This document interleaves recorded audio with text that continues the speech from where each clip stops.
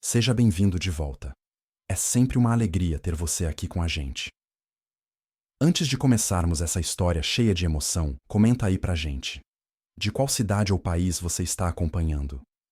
Agora se ajeita, porque o que vem por aí é de arrepiar. Capítulo 1. Oração e engano. O som suave do piano enchia o pequeno templo enquanto os fiéis se acomodavam nos bancos de madeira. Era uma manhã de domingo como tantas outras na Igreja Batista Esperança de Luz. Mas para Carlos Ribeiro, cada culto era um momento sagrado.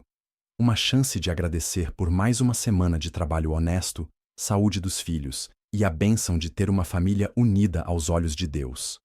Aos 44 anos, Carlos era o tipo de homem que poucos notavam, mas todos respeitavam. Calado, trabalhador, sempre com a Bíblia sob o braço e a voz baixa quando falava com o pastor. Ele havia começado como auxiliar de pedreiro e, com muito suor, virou mestre de obras. Não era rico, mas era íntegro, e para ele isso valia mais do que qualquer título. Sua esposa, Simone, era vista por todos como a primeira-dama informal da igreja. Sempre sorridente, voz doce, dedicada ao grupo de louvor. Casados há 18 anos, criaram juntos 2 filhos, Clara, de 14, e Samuel, de 9. Aos olhos de todos, eram o casal modelo. Mas há meses, algo na rotina de Simone mudara, e Carlos, mesmo tentando negar, sentia. Simone começou a sair de casa para reuniões do louvor fora de hora. Os jantares diminuíram. O toque dela ficou distante.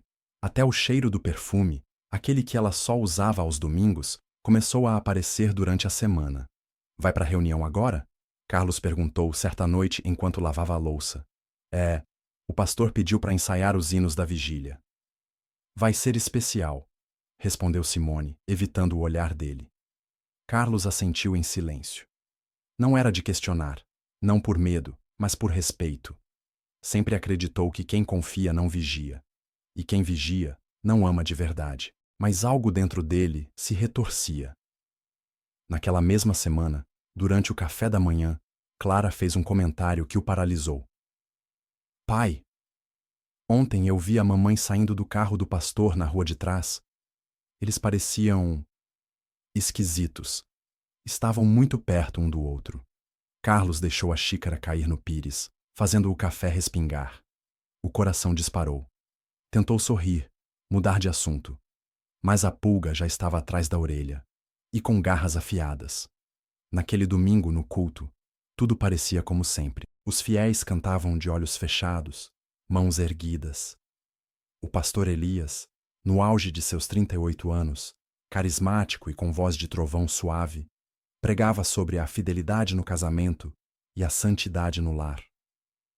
Simone, ao lado dele no púlpito, sorria e fazia segunda voz, como se estivesse louvando ao próprio céu. Carlos, sentado na terceira fileira com os filhos ao lado, apertava o banco de madeira com força. O sermão parecia uma provocação direta. Quem trai no escuro, Deus expõe na luz, bradou o pastor, olhos faiscando. Carlos baixou os olhos para o chão, mas algo nele se acendeu. Um instinto antigo, o mesmo que sentia quando desconfiava de vigas mal colocadas ou concreto mal batido. Algo estava errado. Muito errado. Na saída do culto, apertou a mão do pastor, como sempre fazia. Mas desta vez, não disse, Deus te abençoe. Disse apenas, a gente se vê. Naquela noite, sozinho na varanda, Carlos tomou uma decisão. Pela primeira vez na vida, iria duvidar. E se fosse mentira? Melhor se envergonhar por desconfiar do que viver enganado para sempre. Na manhã seguinte, antes de ir ao trabalho, passou numa pequena agência de investigações particulares no centro. Entregou uma foto da esposa e outra do pastor. O detetive, um senhor de fala direta, disse: se tiver coisa errada, a gente vai achar.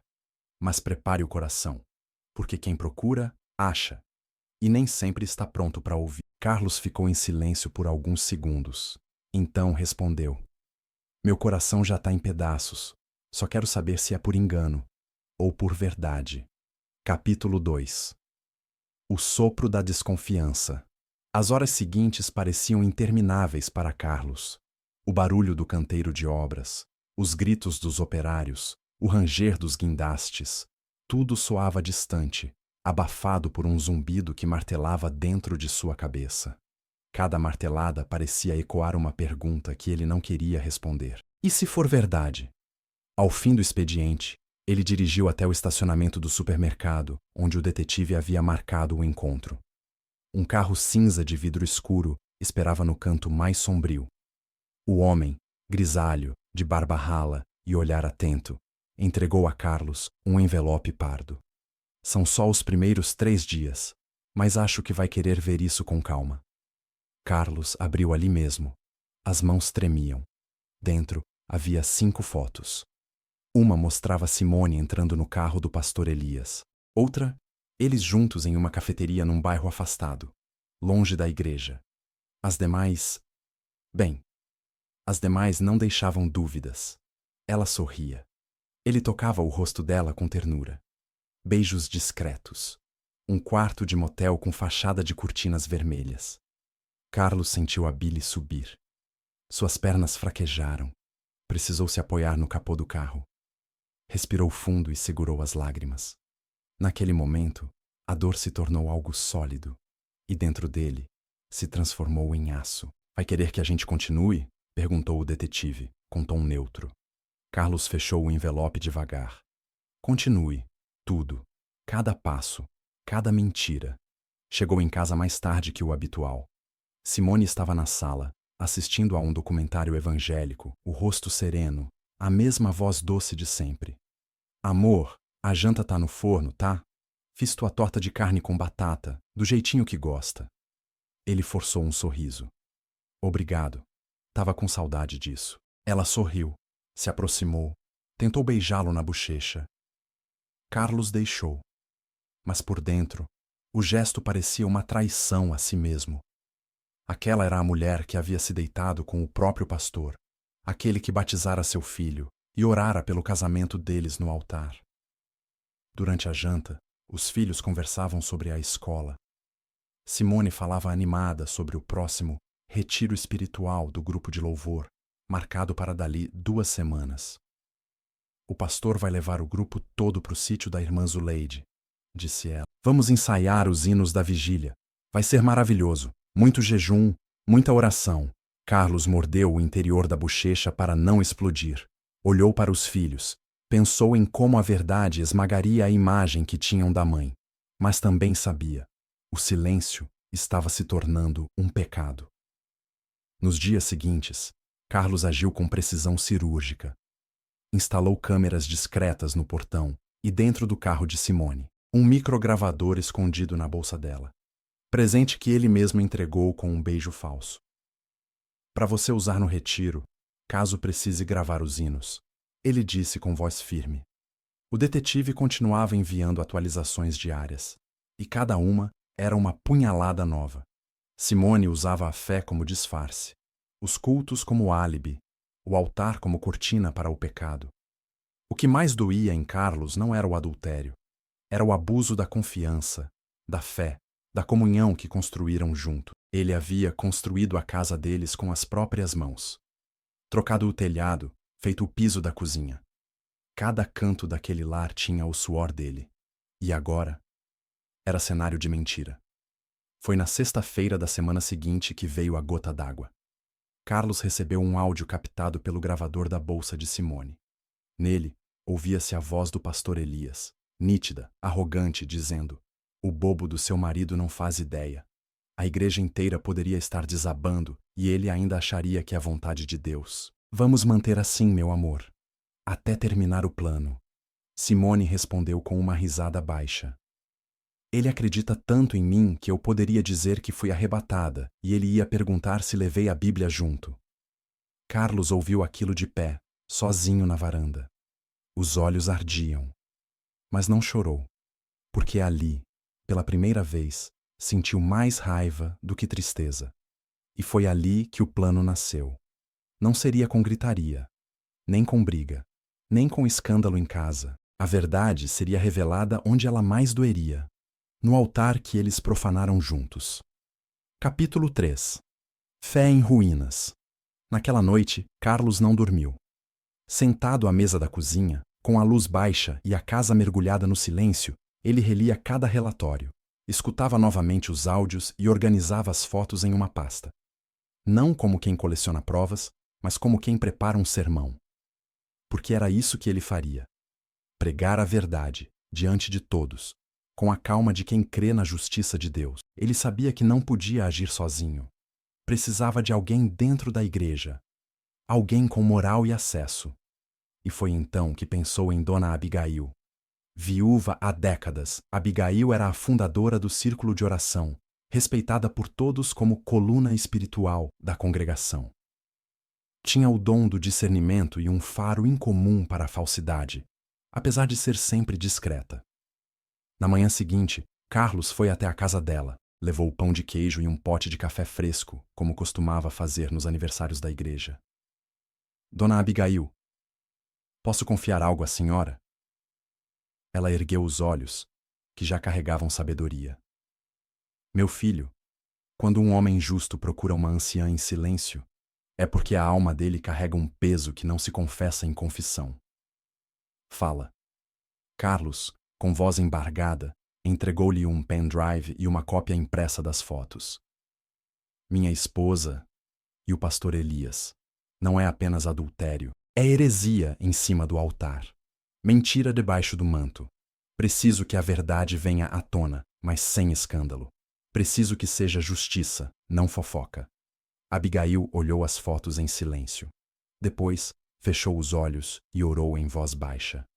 Senhor, quando os falsos profetas se vestem de luz, o Senhor manda alguém que não treme diante da escuridão. Ela abriu os olhos e fixou o olhar em Carlos. Vamos revelar. No tempo certo, no altar, onde ele pecou, será desnudado. Nos dias seguintes, Abigail começou a se movimentar silenciosamente.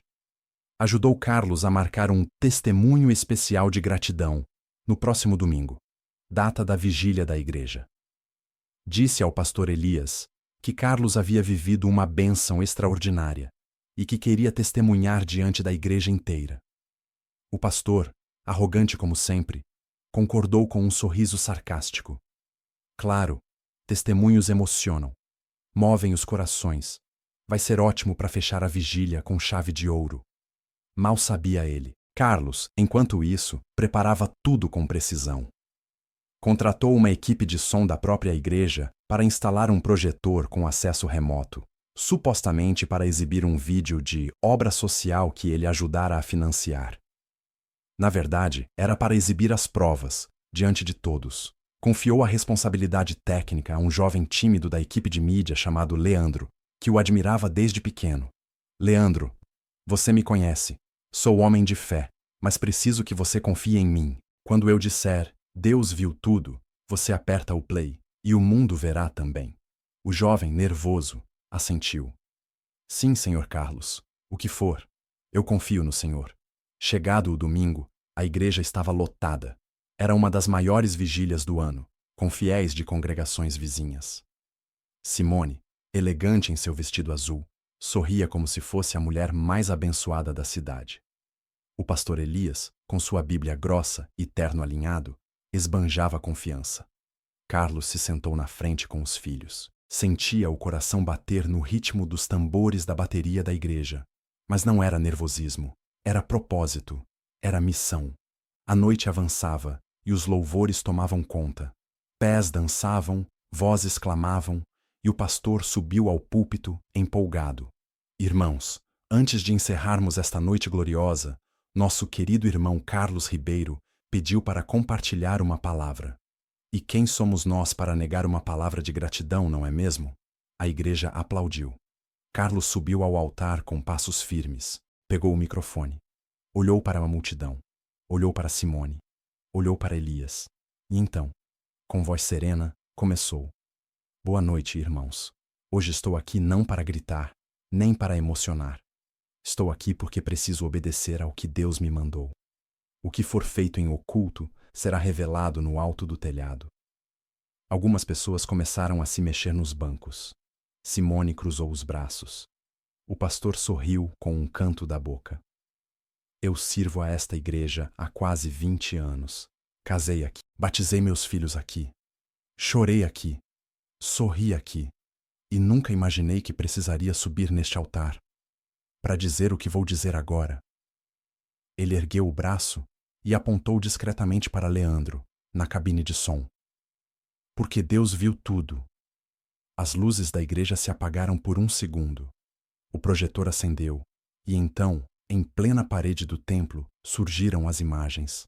Simone e o pastor Elias, de mãos dadas no motel. O áudio rolava em alto e bom som. Ele acredita tanto em mim que poderia dizer que fui arrebatada. Gritos, murmúrios, choros, irmãs desmaiando, homens tentando conter o tumulto. Simone levantou-se num pulo, gritando: "Isso é montagem! Isso é do diabo!" Elias correu para o altar, tentando arrancar o microfone de Carlos. "Isso é uma armadilha! Ele quer destruir esta igreja." Mas o microfone já estava desligado, porque a verdade já estava solta e não havia como apagá-la. Capítulo 4. O salão da igreja, que minutos antes vibrava com louvores e palmas, agora era um mar de caos e choque. Alguns fiéis oravam em voz alta, outros se retiravam cabisbaixos, enquanto os mais incrédulos permaneciam imóveis, tentando digerir o que acabaram de testemunhar. O homem de Deus e a esposa exemplar, juntos, em pecado, expostos diante do próprio altar que profanaram. Carlos desceu do púlpito em silêncio, com passos lentos, como quem deixa uma guerra vencida sem comemorar. Leandro, ainda na cabine, tirava o fone de ouvido, pálido, as mãos tremendo. Dona Abigail o esperava perto da porta lateral, com os olhos marejados e a Bíblia contra o peito. "Foi feito, meu filho. Agora o céu testemunhou", disse ela. Simone havia desaparecido nos bastidores da igreja, arrastando a bolsa às pressas, enquanto o pastor Elias era cercado por anciãos e obreiros revoltados. Um deles, irmão Jerônimo, apontava o dedo em sua cara. "Você batizou meus filhos, Elias. Você orava pelos enfermos, pregava contra o adultério. E agora isso?" Elias, agora sem a postura firme de outrora, suava frio, a gravata frouxa, os olhos vidrados em busca de uma saída que não existia. Tentou gritar, mas foi abafado pelos gritos do próprio povo. "Falso profeta! Lobo em pele de cordeiro! Fora da casa de Deus!" Naquela mesma noite, o grupo de liderança da igreja convocou uma reunião de emergência. Carlos não participou. Não precisava. A verdade já caminhava sozinha. Sua parte estava feita.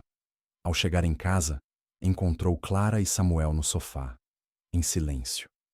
Os olhos da filha estavam vermelhos. O filho, com apenas 9 anos, não conseguia entender totalmente, mas sentia. Simone não estava. "Onde ela está?" perguntou Carlos com voz firme. "Saiu correndo, pai. Nem olhou pra gente", disse Clara, com a voz embargada. Carlos sentou-se entre os dois. Abraçou-os forte, e pela primeira vez em muitos dias, sentiu o peito aliviar. "Vocês não têm culpa de nada. Nenhuma. O que aconteceu é entre mim, ela e Deus. Mas vocês são meu tudo, meu propósito, minha continuação." Na manhã seguinte, a notícia já havia se espalhado por toda a cidade. Vídeos do culto circulavam nas redes sociais. O nome do pastor estampava grupos de WhatsApp e manchetes locais. "Escândalo na Igreja Batista. Pastor e mulher de membro expõem caso em vigília." Carlos recebeu dezenas de ligações, algumas de apoio, outras de curiosidade. Ele não atendeu nenhuma. Estava ocupado demais com o próximo passo, a justiça legal. Seu advogado, Dr. Humberto Salazar, era conhecido por sua discrição e eficiência. Ex-membro da mesma igreja, ficou chocado com o caso e prometeu conduzir tudo com sigilo e firmeza. "Carlos, temos provas mais do que suficientes. Infidelidade comprovada, abuso de liderança espiritual, e com o vídeo público, podemos avançar em tempo recorde. Você quer o divórcio litigioso?" Carlos assentiu. "Quero o divórcio. Quero custódia dos meus filhos. E quero que ela entenda que tudo o que ela destruiu nunca mais vai voltar a ser como antes. Simone, no entanto, não parecia pronta para aceitar as consequências. Na terça-feira seguinte, apareceu na porta da casa, chorando, abatida, com uma mala na mão. Carlos, me perdoa. Eu estava confusa. Eu fui enganada. Eu caí numa armadilha. Ele disse que me amava, que ia largar o ministério por mim. Carlos não gritou. Não esbravejou. Apenas olhou para ela com a calma de quem já enxergou o fim do poço. E decidiu construir uma escada. Simone, você me traiu. Traiu nossos filhos. Traiu a fé. E ainda tentou esconder tudo com versículo e louvor. Não é perdão que você busca, é fuga. Ela caiu de joelhos no chão, soluçando. Eu perdi tudo. As irmãs do louvor não falam mais comigo. Fui tirada do grupo da liderança. Até minha mãe disse que tenho que ir embora da cidade. Carlos fechou a porta devagar, sem raiva. Agora é com Deus. Naquela noite, Simone dormiu num hotel barato da periferia. E Elias havia sido destituído do cargo, impedido de pregar e estava sendo investigado por uso indevido dos recursos da igreja. Outra camada do pecado que a verdade começou a desvendar. Carlos, por sua vez, abraçou os filhos antes de dormir. A ferida estava aberta, mas o pus havia sido drenado. E agora começava a cicatrização. Capítulo 5. A exposição pública foi só o começo. Dias após a vigília, enquanto os ecos da revelação ainda reverberavam pelas redes sociais e pelos corredores da igreja, uma avalanche de verdades começou a surgir. O caso extraconjugal de Elias não era um ato isolado, era apenas o véu que encobria um histórico de manipulação, abuso de poder e corrupção financeira. Carlos não estava surpreso. O que ele sentia agora era uma indignação fria e calculada. O homem que batizara seus filhos, que chorava em púlpitos pedindo ofertas para missões, havia desviado dinheiro, muito dinheiro. As descobertas começaram com um e-mail anônimo enviado à nova liderança da igreja. Nele, havia extratos bancários, recibos adulterados e cópias de contratos assinados por Elias em nome do ministério, incluindo a locação do mesmo motel onde levava Simone, pagos com o cartão corporativo da igreja. Carlos recebeu uma ligação de Dona Abigail naquela manhã. Meu filho, a podridão era mais profunda do que pensamos. Há até notas frias com nomes de membros falecidos. O tesoureiro está em choque. A congregação, antes dividida entre incredulidade e luto espiritual, agora se unia em revolta. Reuniões emergenciais, abaixo-assinados, denúncias formais ao conselho evangélico da cidade e, finalmente, um boletim de ocorrência. Enquanto isso, Simone estava reclusa. Tentou voltar à casa da mãe, mas foi rejeitada.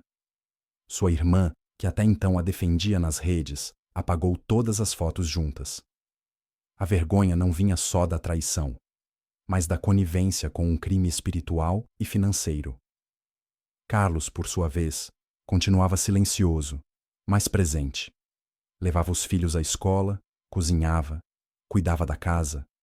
Era como se, ao perder tudo, ele estivesse redescobrindo quem era e reconstruindo sua força com as próprias mãos. Num sábado à tarde, Clara o chamou no quarto. Pai, posso te mostrar uma coisa? Claro, filha, fala. Ela trouxe um caderno com anotações.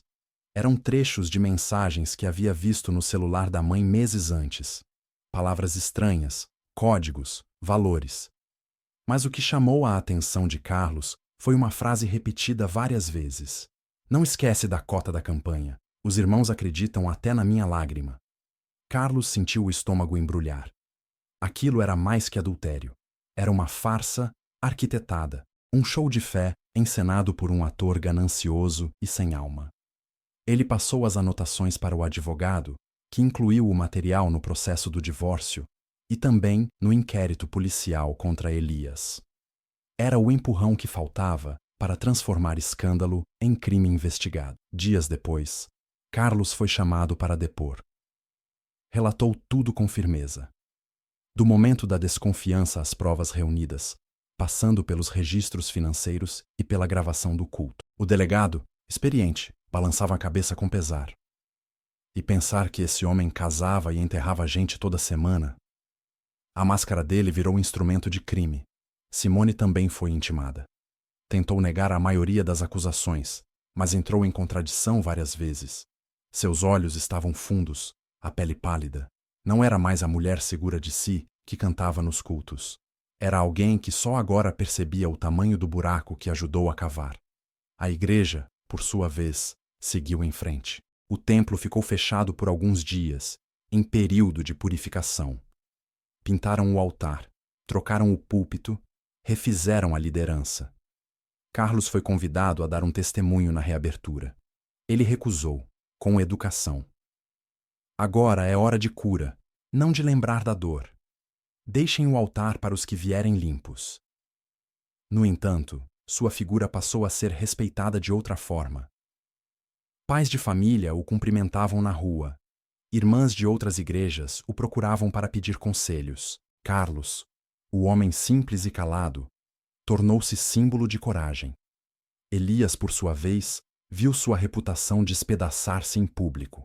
Perdeu a credencial pastoral. Foi denunciado à convenção, processado por estelionato religioso e abandonado pelos poucos que ainda o seguiam cegamente.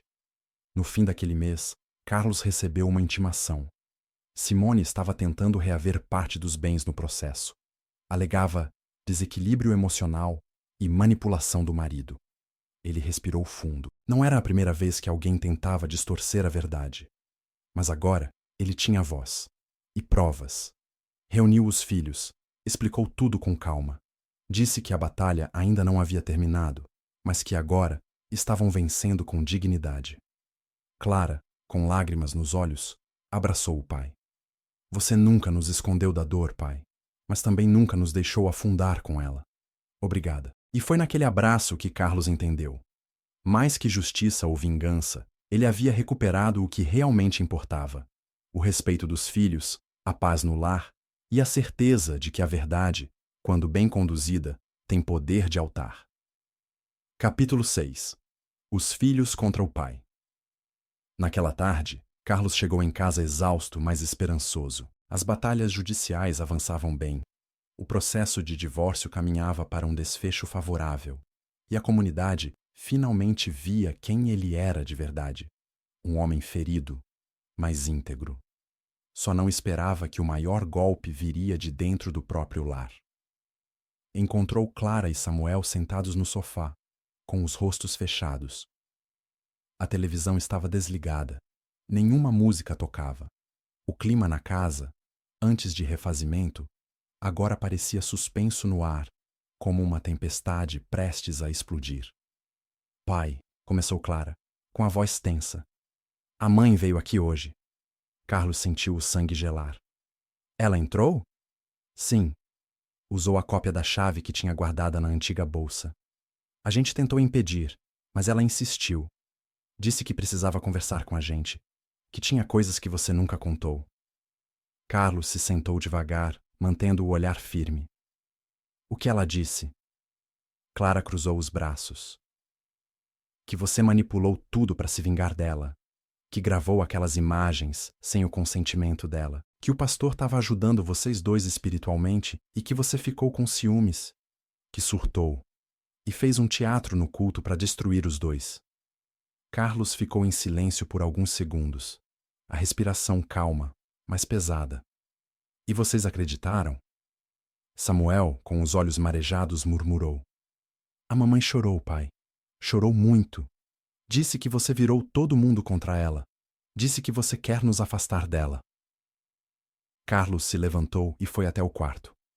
Voltou com a pasta onde guardava todas as provas, fotos, áudios, datas, mensagens. Colocou tudo sobre a mesa da sala. Eu nunca pedi para ela ir embora. Nunca gritei, nunca bati. Nunca menti para vocês. O que vocês viram no telão não fui eu que criei. Foi ela quem construiu.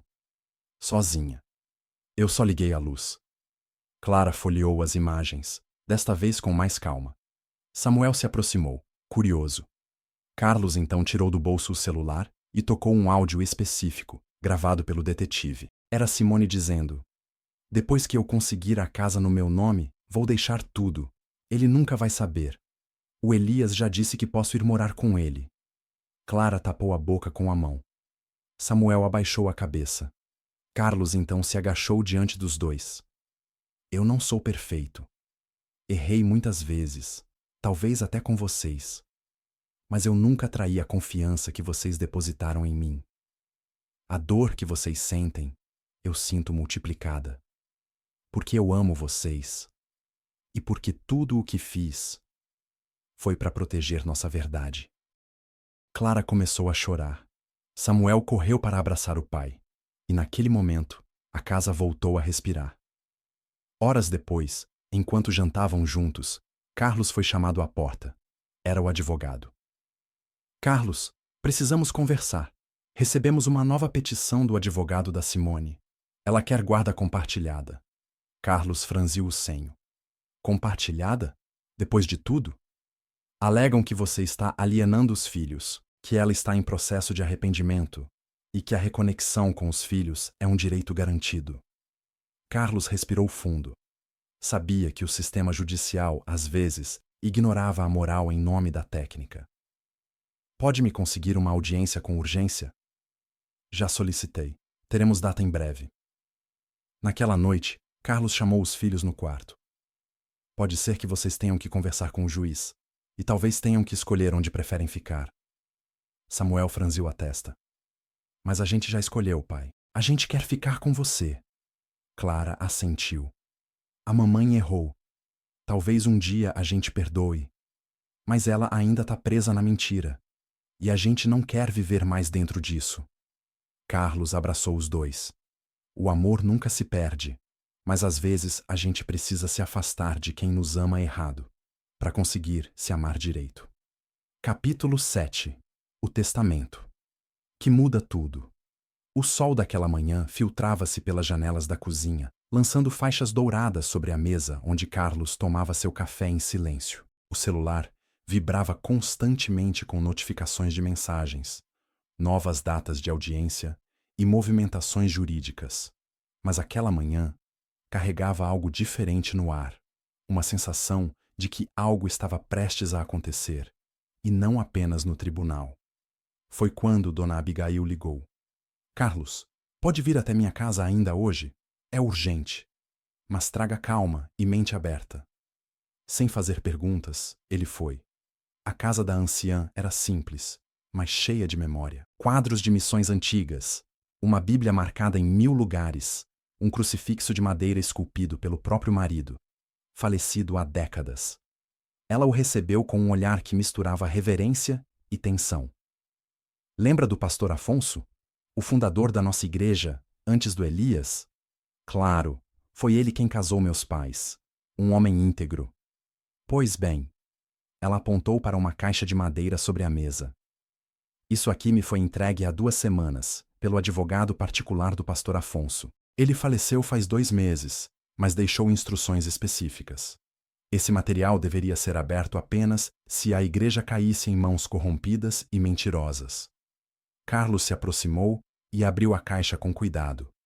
Dentro havia uma carta escrita à mão e um envelope lacrado com cera vermelha. Também havia uma cópia autenticada de um documento do cartório. Leia em voz alta, meu filho, pediu Abigail. Carlos desdobrou a carta. A caligrafia do velho pastor tremia nas curvas, mas era firme na mensagem. Se você lê esta carta, é porque algo que jamais desejei aconteceu. O altar que construí foi contaminado por vaidade, ganância e pecado. Nestes documentos, deixo registrado que o terreno da igreja, o templo e todas as propriedades em nome da congregação foram doados, mas sob cláusulas irrevogáveis. Em caso de desvio ético ou moral por parte da liderança, o uso pleno das propriedades deve ser revisto judicialmente e retornado aos fundadores, ou seus representantes reconhecidos por integridade e testemunho público.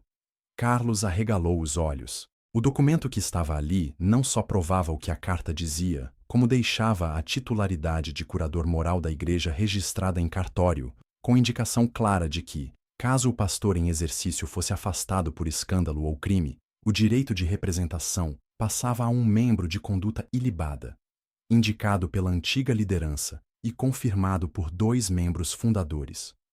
O nome de Carlos estava ali, escrito à mão, com firma reconhecida. Ele piscou várias vezes, sem acreditar. Mas, por que eu? Porque Afonso viu quem você era, mesmo antes de tudo isso. Ele já dizia: Carlos é a fortaleza que ninguém percebe. Quando a tempestade vier, ele vai ser o chão. Disse Abigail com os olhos marejados. Isso tem valor legal? Ele perguntou. Tem.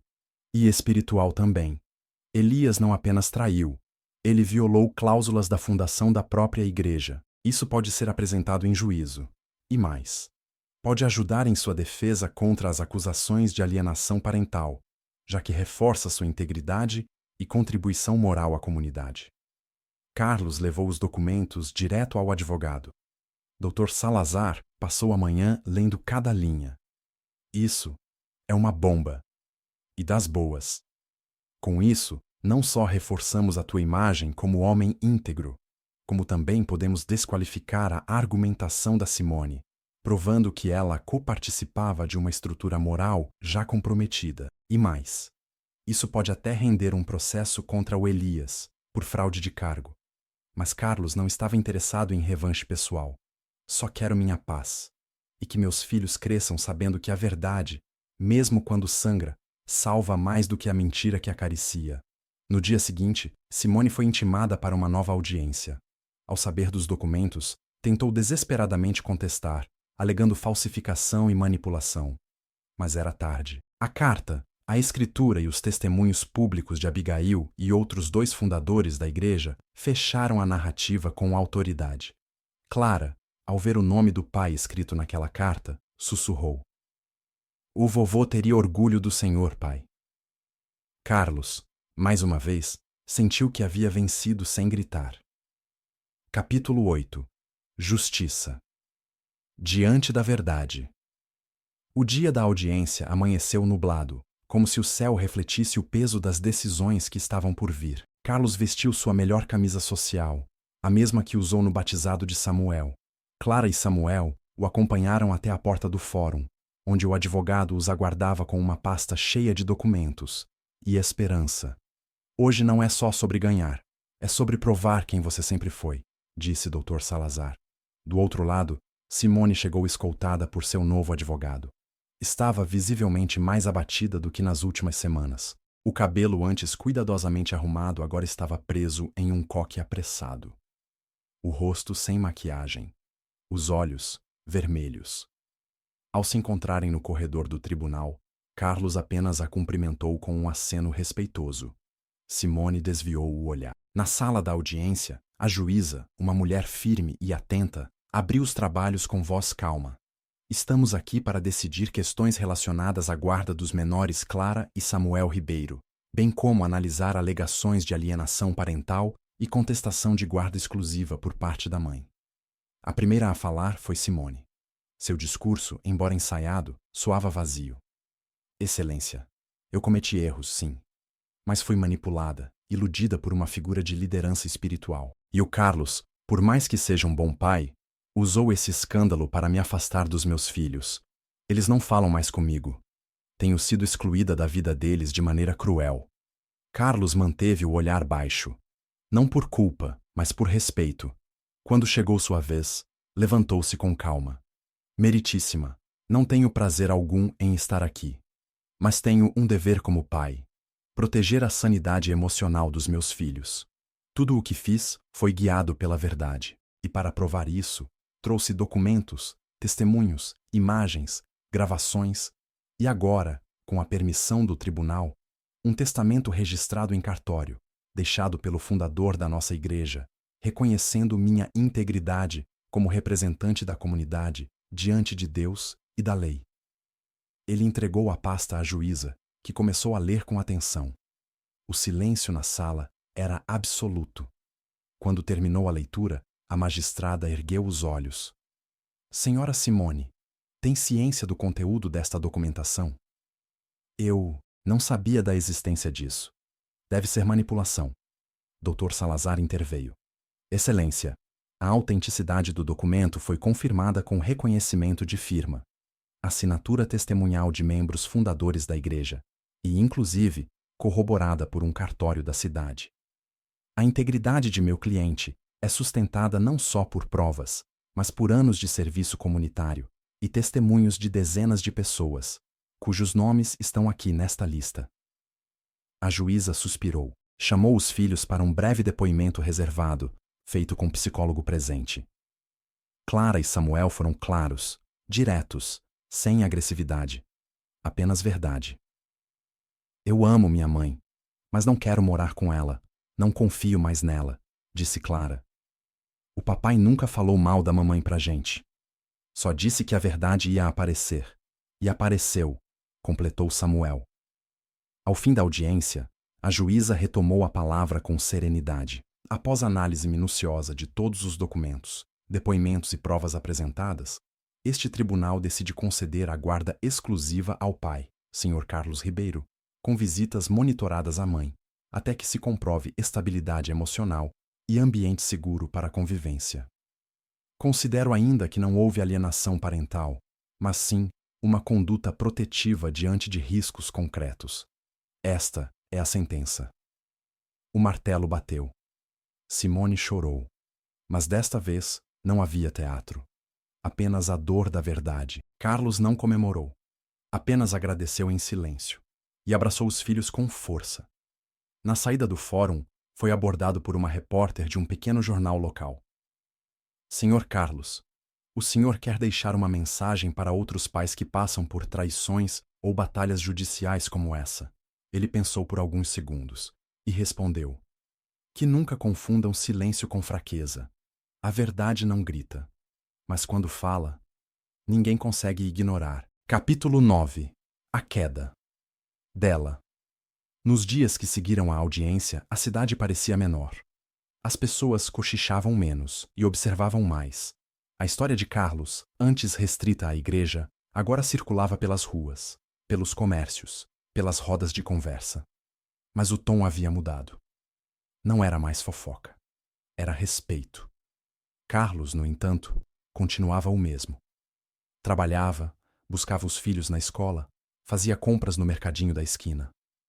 Não dava entrevistas, nem alimentava a curiosidade alheia. Para ele, a verdadeira vitória era a tranquilidade que agora preenchia o silêncio da casa.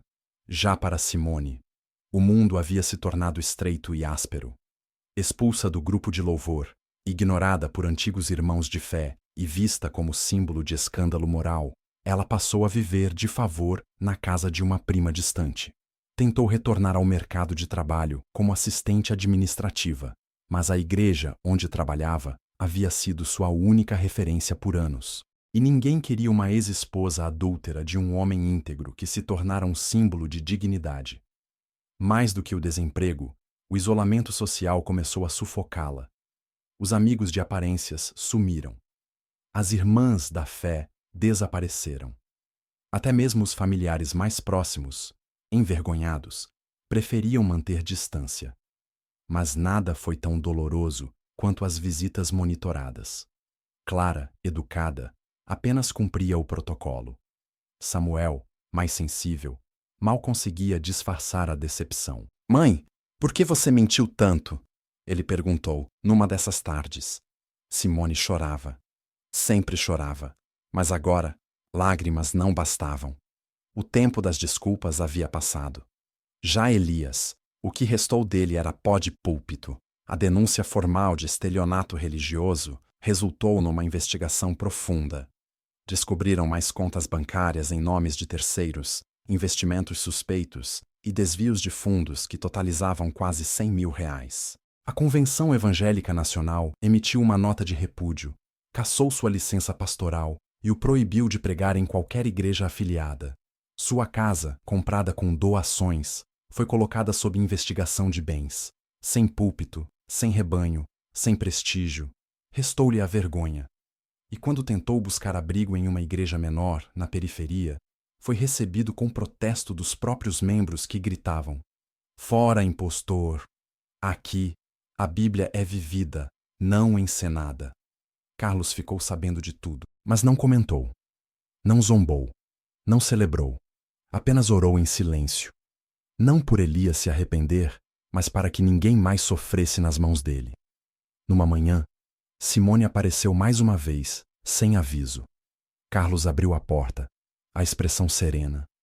Ela estava diferente, envelhecida, os olhos fundos, a voz fraca.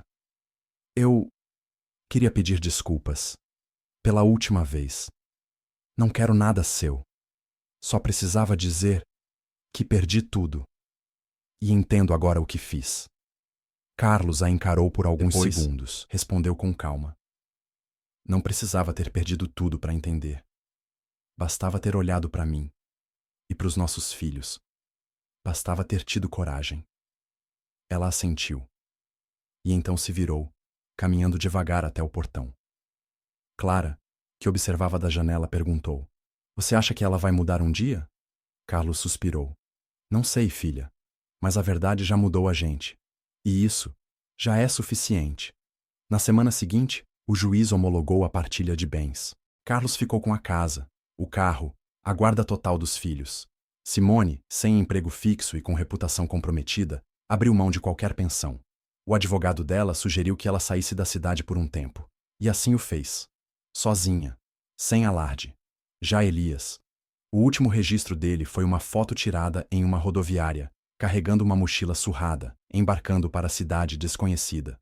Um homem que pregava a salvação, agora fugia de si mesmo. Capítulo 10. Reconstrução e esperança. O tempo passou, e como acontece com todas as feridas profundas, a cicatrização não foi rápida, mas foi verdadeira. 6 meses haviam se passado desde a audiência final. A casa de Carlos, antes silenciosa e marcada pela tensão, agora era lar de vozes vivas, risos contidos e cheiros familiares. Clara passava mais tempo com os livros, interessada em psicologia. Samuel aprendia a tocar violão. Insistia em tocar Grandioso És Tu nas noites de sábado. Carlos, por sua vez, havia retomado a rotina no canteiro de obras. Não era apenas mais um mestre. Agora era consultado por outros empreiteiros, chamado para dar palestras sobre ética, integridade e até, por sugestão de Clara, sobre paternidade. Pai, você devia escrever um livro, ou gravar um vídeo, sei lá. As pessoas precisam ouvir sua história. Ele ria, humilde. Não sou homem de palco, filha. Já vi o que acontece com quem sobe no altar sem preparo.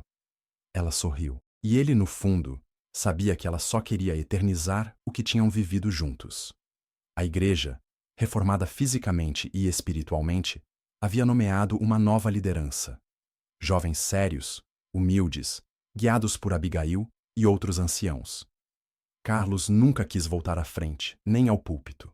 Mas todos os domingos sentava-se no mesmo banco, com Clara e Samuel ao lado, de mãos dadas, de corações em paz. Num culto especial, a nova pastora, uma mulher viúva e íntegra, eleita com voto unânime da congregação, mencionou sem citar nomes: Às vezes, Deus permite que o altar seja sacudido, não para ruir, mas para revelar os que sustentam a base com joelhos dobrados.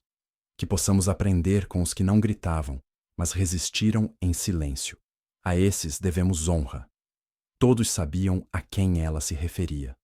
Carlos não disse nada. Apenas baixou a cabeça e orou. Certa tarde, ele levou Samuel para cortar o cabelo no mesmo barbeiro de sempre. No caminho, o menino perguntou: Pai, você pensa em ter outra esposa um dia? Carlos riu surpreso. E você quer uma madrasta? Se ela for legal com a gente... Acho que sim. Você merece alguém boa, pai. Tipo a irmã do louvor que sempre leva pão de queijo. A dona Miriam. Carlos tossiu, tentando disfarçar o riso. Samuel insistiu. Ué, você sorri diferente quando ela fala contigo. É só educação, filho. Mas Clara, que os esperava em casa, também percebeu. Pai, a Miriam é viúva há 5 anos, traz bolo toda semana e cuida do jardim da igreja. E ela sempre pergunta se o senhor precisa de ajuda com a roupa de domingo. Carlos corou. Não respondeu. Mas naquele domingo, ao fim do culto, aceitou o convite de Miriam para tomar um café com bolo de milho. Foi só conversa. Sorrisos. Nenhuma promessa. mas havia leveza. E depois de tudo o que viveu, Carlos sabia reconhecer quando Deus não traz alguém para substituir, mas para somar. No aniversário de Clara, ele fez um bolo simples e decorou a sala com balões. Poucos amigos. Família reunida. Miriam levou o bolo de fubá. Samuel tocou violão. E Carlos, pela primeira vez em anos, tirou uma foto com os filhos sorrindo de verdade. Mais tarde, Clara postou nas redes. Ele foi traído, humilhado, julgado, mas nunca se perdeu. Hoje, é o homem que mais admiro no mundo. Meu pai, nosso herói. A publicação teve centenas de curtidas. Mas Carlos nem sabia disso. Estava na cozinha, lavando a louça, cantarolando baixinho. Porque a justiça dele não era digital. Era no olhar dos filhos, no alívio da alma, no sono em paz. Ele sabia que cicatrizes não desaparecem, mas deixam de doer quando viram marcas de sobrevivência. E agora, sua vida tinha marcas e também flores. Mais uma jornada chega ao fim. E que reviravolta, não é? Obrigado por ter ficado até aqui. Queremos muito saber o que você achou dessa história. Escreve nos comentários e não esquece de se inscrever no canal e clicar no próximo vídeo. Tem mais vindo por aí.